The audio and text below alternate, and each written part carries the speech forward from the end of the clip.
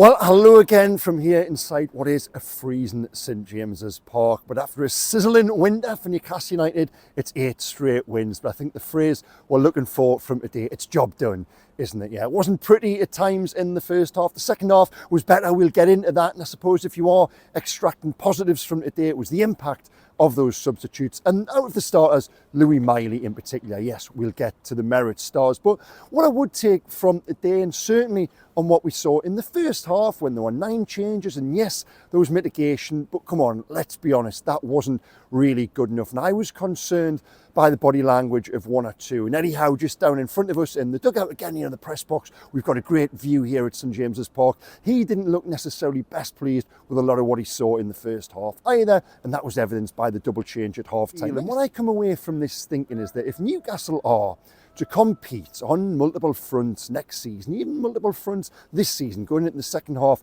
of the campaign, there needs to be better in depth, and they need to find a way to rotate. Now listen, there's 2 elements to this. There is one, they probably do need to go and buy better players and bring in better players if they are to juggle next season Premier League, domestic cups and Champions League, given where they are in the league now.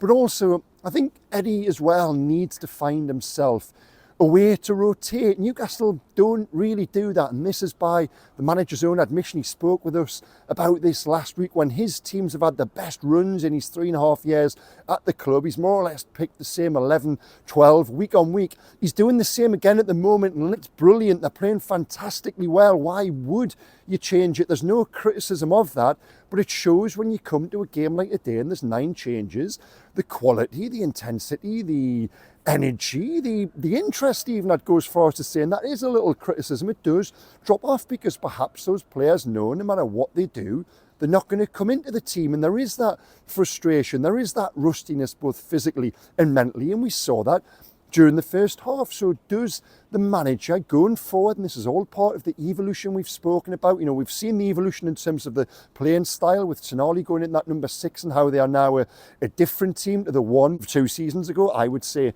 a better team, but do they have to evolve in terms of finding a way to mix up personnel if next season and even in the second half of this season they are to be juggling that push for a Champions League, a Carabao Cup and an FA Cup for the first time under Eddie Howe, and for only the second time in the club's history, would you believe a domestic treble will be alive going into February. I've gone back through the numbers this morning. It was what I led my Daily Mail match report on for tomorrow. Only in 1976 was the only time into February Newcastle were in the First Division and in the latter stages of the League Cup and beyond the 3rd round of the FA Cup. That really is quite incredible. And while it might not sound like a remarkable stat to anyone beyond Tyneside, what a domestic treble, still in all 3 competitions beyond February, well, it is in these parts, and doesn't that just show the suffering there has been here during the best part of half a century, and even further going back to 1955, even though the League Cup only came in the early 60s, of course. But that speaks to where they are now.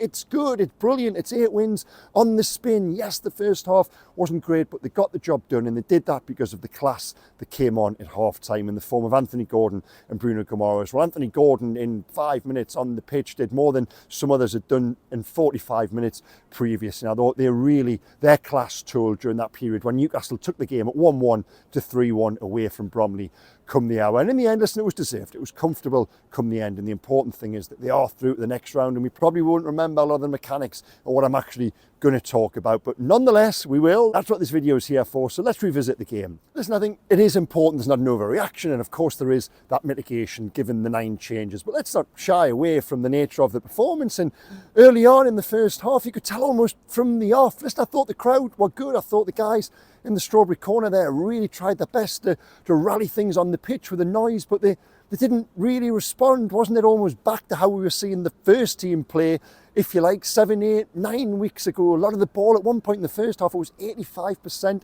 possession for Newcastle, but they weren't really doing too much with it. And when they were getting into those areas, this is like going back to the videos of 2 months ago, those positions of promise, that conversion wasn't there, be it Barnes, be it Asula, be it Almiron.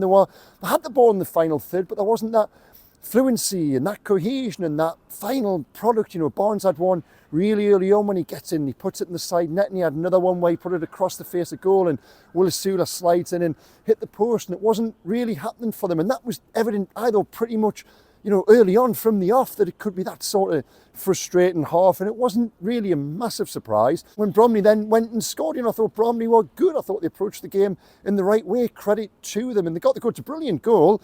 Congreve gets the ball 25 yards out. Lewis Miley, even though I thought he had a very good game, he was weak in the first challenge, weak in the second challenge. Congreve opens up his body and puts it left foot in the bottom corner. Now, on first viewing, I thought it was a brilliant goal, a fantastic goal. I then watched it back on the replay, and I thought, wow, he actually hasn't hit it as hard as I thought. It's more about the placement. Could Martin Dubravka have done better? Now, of course, Dubravka's got this supposed weakness where goals down low to his right. This was low down to his right. But I've watched it back again and again and again and again. And I do think it's a little harsh. I do think it is well placed, even though Dubravka might have done better with it. But I would find it hard to overly criticise him for that goal on reflection. It is. That's 1-0 Bromley, and it's almost 2-0 Bromley within a few minutes. Again, just that lacklustre application. It's Lloyd Kelly who plays the ball out wide towards Harvey Barnes there. Barnes is caught flat-footed. The right winger intercepts, charges fully 40, 50 yards upfield without any resistance, and then whistles one wide. And if Bromley had gone 2-0 up at that point, you probably wouldn't have really said it was undeserved. It was a really slow, sloppy start from Newcastle. Then Lewis Miley starts getting on the ball, and he was playing in that sixth position, which has been populated so fantastically well by Sandro Tonali of late. Tonali was clearly a miss. The man who, for me, has just made everything tick and has unlocked the entire season for Newcastle. But Miley comes in and he plays a tremendous ball. It's Tonali-esque, really. He sends Willis Sula through on goal. As Sula hesitates, you know, that allows the defender to recover. Ball spins wide, eventually recovered. Matt Target rolls it back to Miley. Miley out of his feet, and Eddie Howe said afterwards, this isn't something we've necessarily seen or associated with Miley. Not that you would have known the way he put the ball in the back of the Gallagher net there. 25 yards out, ping a lovely clean strike. And doesn't Miley just look as if he is physically grown? You know, I bumped into him recently in Gosforth. I remember interviewing him 18 months ago, you know, a year ago, when he first burst on the scene. Certainly when I saw him play in that pre-season in America. And I think I'm 6'3". I think he was maybe an inch smaller than me then. When I saw him in Gosforth a few weeks ago, and he's an inch taller than me now, so he's grown physically. But what I liked about the game today there was, amid that first half struggle, he didn't hide. He wanted to get on the ball. Listen, not everything came off for him, but certainly in terms of his goal and that through ball, that was a little passage of 30 seconds that showed the class and quality he had. And I really admired him for being the youngest outfield starter for Newcastle, still only 18, but he didn't shy away, he didn't hide away in that first half, a first half that wasn't good as a collective. And part of the concern with what we saw during that first 45 minutes, it was something we spoke about half-time in the press room, was the body language. And is this because of that frustration? Players who find themselves out of the team, did some of them think was a little bit beneath them? I don't know. Are we reading too much into that? But certainly Harvey Barnes didn't look himself in the first half. Now, he came off at half-time. Eddie Howe said it was a muscle problem, but he hadn't played well. Sean Longstaff saw a lot of the ball, didn't do loads with it. Likewise, Miguel Almiron. Sula was through the middle, got better as the half went on, but didn't have a particularly good first half. You know, the guys at the back, Trippier, players who I love, you know, Fabian Schär didn't have that same urgency and energy and zip and quality about them. So it was lots of them. It was all of them. You know, I don't want to single individuals out, and I think I've been fair in naming most of the team there. You know, Almiron ran about and he really tried, but there was a little passage where just sort of captured him. He charged up the right wing, cut in field, did everything right, and then just gave the ball straight to a Bromley player. But that was almost infectious throughout the team. In the first half, you know, passed by, and we were downstairs in the press room, and it's been the first time in weeks and weeks really when we've stood there and had a half-time cup of tea, and it's been quite negative, the reflection, even though, as I touched on at the start, you know, there shouldn't be too big an overreaction. There perhaps are reasons for that, but nonetheless, it wasn't good. And in the isolation of this game, something had to happen, something had to change. I said in my half-time voice note on the WhatsApp that, you know, substitutions were probably needed to snap Newcastle from that first half slumber. And there was two changes at half-time. Now, to explain them, Bruno coming on for Joe Linton, Eddie Howe says, was always planned. Harvey Barnes wasn't, and he said that Barnes had complained of a muscle problem. So on came Anthony Gordon, on came Bruno Guimaraes. Now, Gordon, from the off, I thought he was fantastic second half. There was one incident, and again, we've got that great view so you can hear and see what's going on. Lloyd Kelly's got the ball at the back, and Anthony Gordon is screaming at him, fast, faster, faster. And that's the urgency, that's the zip with which that first team, if you like, I feel harsh calling them first team in reserves, but you know what I mean, with which that first 11 has been playing recently. The reason they've got those 3 wins down in Arsenal, Manchester United and Spurs, they're taking the game to teams, they're making it about them rather than just sitting back and teasing those passes around and waiting for something to open up. Well, in the second half, early on, they did that. It got Matt Target into a good position. He's upended, stonewall penalty. Anthony Gordon steps up, takes the same penalty he did against Manchester City at that end, whips it across his body, bottom corner, and from then on really the result isn't in doubt. But within that 15 minutes, Gordon's urgency and intention and want to get forward and attack and take Newcastle upfield, coupled with Bruno going into the middle there and just getting on the ball and having that control, didn't it make all the difference? It just tells you what a good place those players are in right now. And with that, it dragged everybody else up. I thought Matt Target all of a sudden got into the game, started enjoying himself, and then they got the third goal just after the hour. And Will Asula, listen, he's a project player. He's come in. There's been some good, some bad. But what he executes is that signature move. We've seen it where he just shifts it, the little scissors, shifts it onto either his right or his left and gets that shot away. And it was a brilliant goal. And doesn't that show why there is something there to work with, why he is worth persevering? I didn't think he had a very good first half at all. Again, you know, part of that body language that concerned me. There was a little exchange between Barnes and Asula where there was shrunken shoulders, a little bit of finger pointing. I might be wrong on that, I don't know, but it just looked as if there was a little bit of bickering there at times and the players weren't really on the same page at all. Well, the second half they were, and Asula's goal was brilliant. Mightn't that just, you would hope, give him the confidence now? Eddie said to us downstairs, you know, any striker when he comes into a club needs that goal. He's had a few little chances, half chances, some very good chances in the few games he's played. Well, that he made that himself. It's the ball from Bruno. He cuts in field, works that angle, and it's just a fantastic finish. And, you know, sources tell us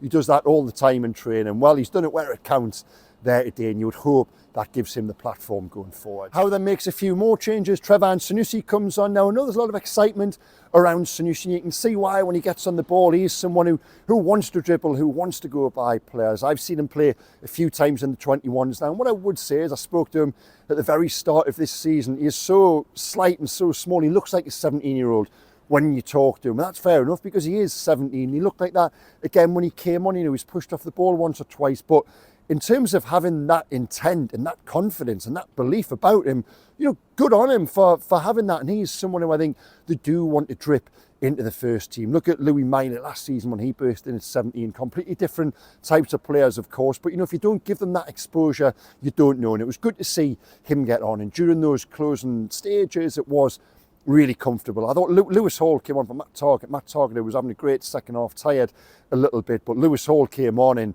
you know, listen, it's against Bromley, it's against League 2 opposition, but every time I say Lewis Hall now, and again, I've got the advantage of being just in front of him, but he just looks big and strong and physical and imposing. And during, it was only 20-25 minutes on the pitch, but I thought he was very good as well. And they finished on that positive. If you're going to have the two halves the way they did in terms of maintaining that momentum and the feel good and everything else, to have the bad first half and the good second half sets them up for a really big, important week. Now, in terms of the merit stars, guys, one, well, that goes to Matt Target, a player coming for his first start in over a year. And I didn't think he was great first half, not the worst. You know, I think he tried to make things happen at times. He got forward into good positions, didn't really happen for him. But second half, during those first 20 minutes, you could see he was playing with a real smile on his face. He was creating chances, he was getting in the box, he won the penalty. Of course, he actually got the assist in the first half when he played the ball back to Lewis Miley before his brilliant goal. I just thought, yeah, Target, a reminder that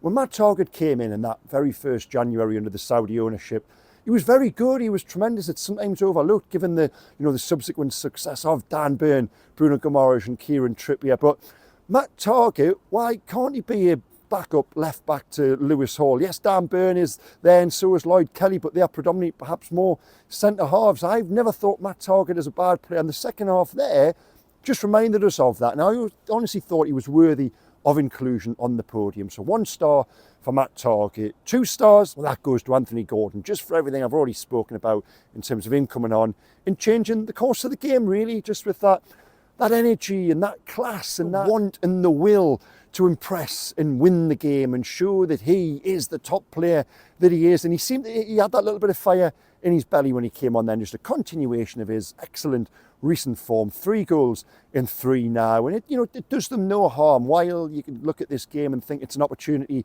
to rest, the word I was getting back earlier in the week was that they're all knocking on Eddie's door saying they wanted to play, they didn't want to sit this one out. Anthony Gordon showed why when he came on in the second half there, along with Bruno Gomes, but Bruno doesn't make the podium, and that's because the 3 stars, well, they go to Lewis Miley, and he recovered from, I've already touched on it, he wasn't great in the opening goal, but didn't he recover from that? He plays the brilliant through ball in the moments before his own goal, but he got on the ball repeatedly, I thought, after that. And again, it didn't all come off. But for 18-year-old to show that responsibility, and could he be the player who acts as backup to Tonali in the 6? I still think he needs to learn more about what happens going in behind him. Tonali's absolutely nailed it in terms of what he does going forward, yes, but he's putting out those fires in behind as well. And it's a little surprised they've looked far better defensively with Tonali in the 6. I still think Lewis Miley has to add that part to his game, but he's only 18. We forget that, and during the time out, he has clearly matured physically and mentally even. Technically, we always knew he had that ability, but I thought that was a tremendously encouraging return performance for his first start since last February, I think it was. So for him to come in and perform the way he did as Newcastle's youngest starter, and to score the brilliant goal that he did as well, a worthy 3 stars for Lewis Miley. Now, in terms of news, I said before the game on the WhatsApp channel, I had a little whisper that Martin Dubravka was set to start today. Was that a ploy to allow you guys to give him the charm offensive? Well, it worked in the second half. Then about the 70th minute, the chant went around the stadium, Martin Dubravka, we want you to stay. We've just spoken to Eddie at length downstairs about where they're at, and it is now all the noises coming back that Martin Dubravka will stay at the club. It might take a new contract. I don't think, I might be wrong, I don't think that will take on the form of extra years. It might just be improved terms between now and the end of the season.